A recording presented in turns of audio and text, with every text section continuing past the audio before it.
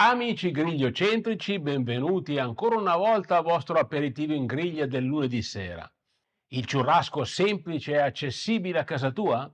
Si può. Seguimi e ti spiegherò come. Per l'uomo, in particolare per noi latini, il cibo non è semplice nutrimento, è una vera e propria forma di aggregazione sociale. In Sud America però è ancora qualcosa di più, è una festa.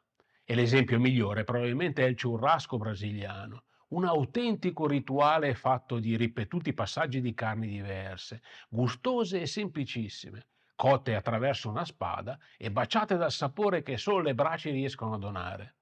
Il loro regno sono le ciurrascherie, locali fortunatissimi anche in Italia, anche se logicamente un po' impegnativi se fatti bene. Capirai, una cena intera a base di infinite portate di carne. Mai fatto la spesa? Quando costa poco forse è il caso di preoccuparsi, non credi? Il regno di un ciurrasco è la ciurrascheria oppure casa tua, perché realizzarla nel nostro giardino è molto più economico e altrettanto buono, anche senza attrezzatura impegnativa e dedicata. Strumenti, tecniche, tagli, contorni e drink. Io sono Marco Agostini e durante l'aperitivo di oggi ti spiegherò come realizzare un vero churrasco a casa tua.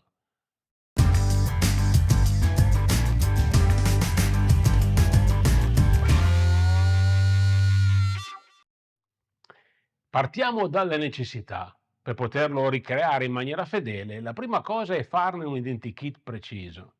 Iniziamo dall'aspetto più squisitamente folcloristico. Il churrasco, come ci siamo detti, è una festa, un evento comunitario basato sulla continua alternanza di una serie di tagli di carne cotti a spada, in alcuni casi riposizionati più volte a calore dopo il servizio.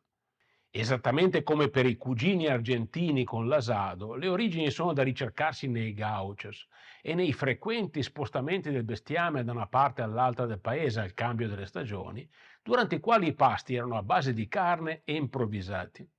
Nell'asado venivano cotti grandi pezzi di carne avvicinandoli o allontanandoli dal fuoco. Nel churrasco invece la si tagliava a pezzi più o meno grandi, li si infilzava con una spada e li si dorava vicino alle fiamme, per poi tagliare la fetta esterna per mangiarla e riportarla a calore per ripetere l'operazione. Il processo si è poi strutturato diventando rito e oggi un churrasco brasiliano comprende tra i 10 e i 15 tagli. Come ogni tradizione rurale che si rispetti, ogni famiglia ha un po' i suoi, ma se tu vuoi replicare a casa tua un vero churrasco brasiliano, ce ne sono alcuni iconici che non possono assolutamente mancare. Il primo ovviamente è la picagna, ovvero il nostro codone, e chi non la conosce? Tagliata a fette, rigorosamente lasciando la copertina di grasso ed imbarcata prima di essere infilzata con la spada e cotta. Golosa ed immancabile. Poi c'è la fraldigna, ovvero sia la nostra bavetta, infilzata ad onde dalla spada. Alcuni con questo termine intendono anche lo scamone, infilzando con la spada lunghe fette dalla forma regolare. Succulenta e saporita. La triade dei not to miss si completa con la mamigna, ossia il nostro spinacino, da infilzare con la spada intero oppure a fette lasciando lo strato esterno di grasso, un po' come avviene con la picagna, tenero e magro. Poi viene l'alcatra, fesa di manzo, anche in questo caso tagliata a grandi fette e infilzata dalla spada per il lungo. Delicata ma gustosa. Un altro grande classico è la linguissa, una tipica salsiccia speziata, da noi molto difficile da trovare, quindi molto spesso sostituita dalla salamella. Se volete però provare un divertente ibrido, vi consiglio di provare con la salsiccia fresca piccante al peperoncino, sfiziosa e intrigante. E poi c'è la costella de porco, ossia la classica costina di maiale, tagliata singolarmente e infilzata di lato dalla spada. Beh, le costine sono le costine. A questi se ne aggiungono poi alcuni molto tipici ma piuttosto insoliti da noi, un po' per gusto e un po' per reperibilità, come ad esempio il cupim, la gobba del bue, particolarmente pronunciata nello zebù, che è una razza molto diffusa in Brasile. Poi c'è il coração de frango, i cuori di pollo, in Italia non così apprezzati, oppure il lombigno, piccole porzioni di lonza di maiale spolverate di parmigiano prima della cottura, oppure avvolte nel bacon, o ancora la costella de boi, in sostanza delle short ribs tagliate singolarmente e infilzate dalla spada per il lungo. Se ti può far comodo, in descrizione ti lascio per i tagli un piccolo dizionario che magari ti può far comodo per orientarti più facilmente. Se poi vuoi completare l'esperienza, devi assolutamente accompagnare con un bel piatto di riso al vapore. Usa long grain rice oppure in alternativa al più facilmente reperibile basmati, sormontata da una bella cucchiaiata generosa di feijoada ed una spolverata sopra di farofa. Per il riso purtroppo non ti posso aiutare, ma per tutto il resto trovi delle utilissime indicazioni alla fine di questo video oppure in descrizione. Completiamo ora la parte meramente gastronomica con un paio di interessanti indicazioni. La prima, una delle indicazioni più diffuse in relazione al churrasco, è quello di limitarsi a cospargere la carne di semplice sale grosso, che sì, ma non è il mio metodo preferito. Meno diffuso, ma a mio avviso altrettanto interessante, è il churrasco no aglio, che detto così suona un po' in dialetto romano. Chiedo scusa a tutti gli amici che parlano portoghese, in cui la carne viene spalmata prima della cottura con un trito di pasta d'aglio, olio, sale e succo di limone. Tra le varianti regionali ho trovato anche la possibile aggiunta di parmigiano e pangrattato, ma forse per noi è un pochino borderline. Ma soprattutto c'è il churrasco na mostarda, in cui la carne viene spennellata con della senape e un pizzico di sale prima di andare in cottura, e che a mio parere merita l'assaggio. La seconda, tenete sempre conto nel porzionamento della carne dell'orientamento delle fibre prima di inspadarla. Se la vostra intenzione è quella di tagliare la fetta più esterna magliardizzata prima di servirla, tenete sempre in considerazione il fatto che è proprio quest'ultimo taglio che deve andare a sezionare le fibre, in modo tale da andare a servire al piatto la fetta già controfibra. Spiegato l'oggetto del desiderio, non ci resta che andare ad approfondire quello che ci serve per realizzarlo. Come ti spiegavo in modo molto dettagliato in questo videocorso dedicato alle culture a spiedo, il churrasco è fondamentalmente uno spit roast in cui si utilizza una o più spade come supporto per la cottura. La principale discriminante, oltre che la nostra prima vera necessità, è fondamentalmente questa. Per fortuna se ne trovano però ormai a prezzi veramente competitivi anche online e se ne possono trovare essenzialmente di due tipi: a lama singola, tra le quali ti consiglio caldamente quelle con la lama ad L rispetto a quelle con la lama piatta, perché per quella che è la mia esperienza è molto più difficile che la carne inizi a flippare su se stessa, a fronte delle continue sollecitazioni a cui è sottoposta. E quelle a lama doppia o forchetta, ossia quelle a doppio binario, utili per tagli dalla forma irregolare come le costine o le salamelle. Tecnicamente basta questo, delle spade e la conoscenza dei principi base con i quali poterle utilizzare. Detto questo, l'applicazione può essere molto diversa.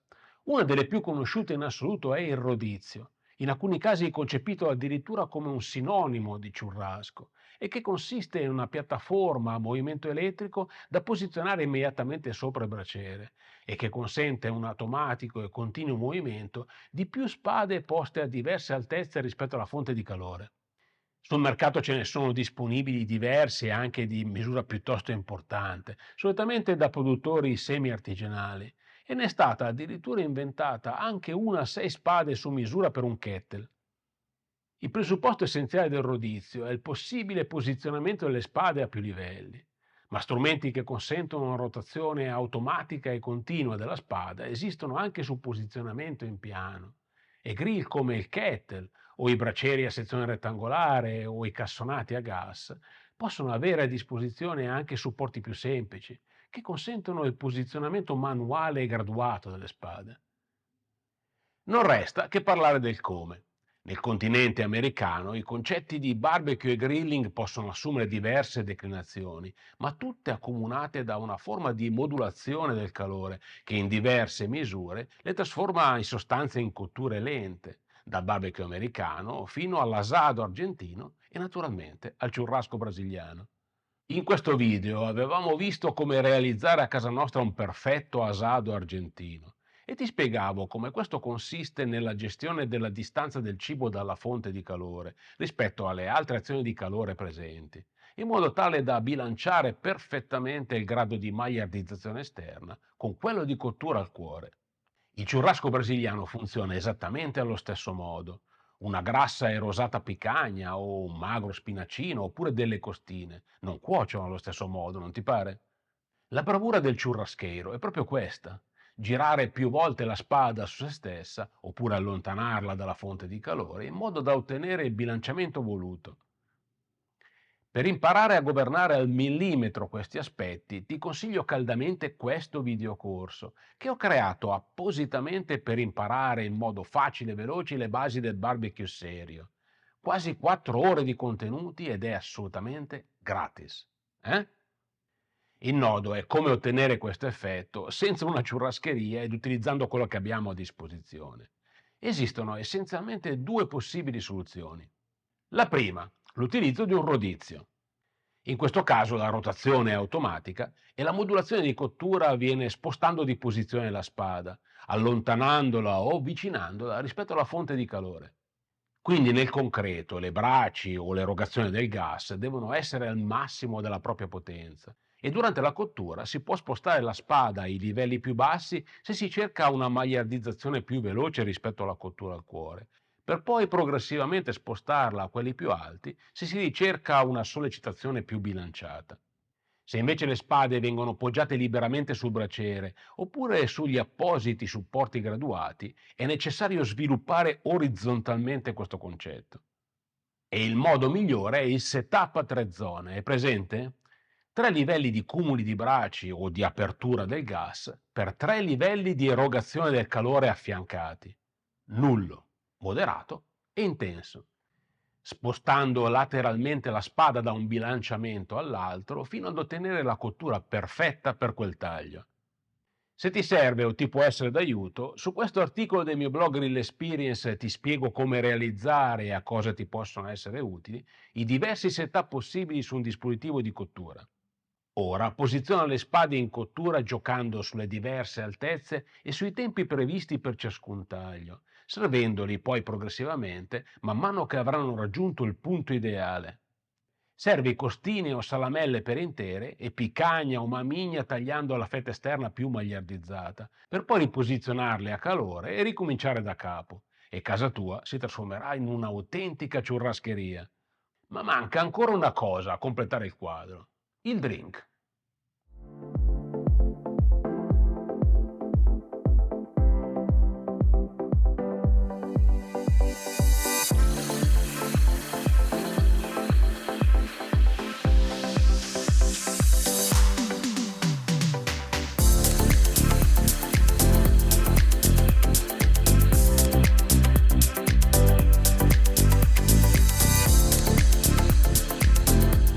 Prima del brindisi però lo sai quello che devi fare: iscriviti al canale e poi dammi retta, clicca su campanella che poi ti perdi i prossimi drink. Aggiungimi poi un like se ti è piaciuto il video e completa l'opera e scrivimi nei commenti il prossimo argomento su cui ti piacerebbe bere qualcosa assieme. Forse un po' scontato, ma se ciurrasco deve essere che ciurrasco sia, e non poteva mancare una bella caipirinha. Ti lascio la ricetta in descrizione. Ora direi che sei pronto. Come ti spiegavo all'inizio del video, però, non puoi dire di aver realizzato un vero ciurrasco se non hai la feijoada e la farofa. Se guardi in questo video, però, ti posso spiegare come realizzarne una versione bomba a casa tua utilizzando un Dutch Oven. Ora hai davvero tutto quello che ti serve. Quindi buon ciurrasco, buon divertimento e lo sai, buon barbecue. Cheers!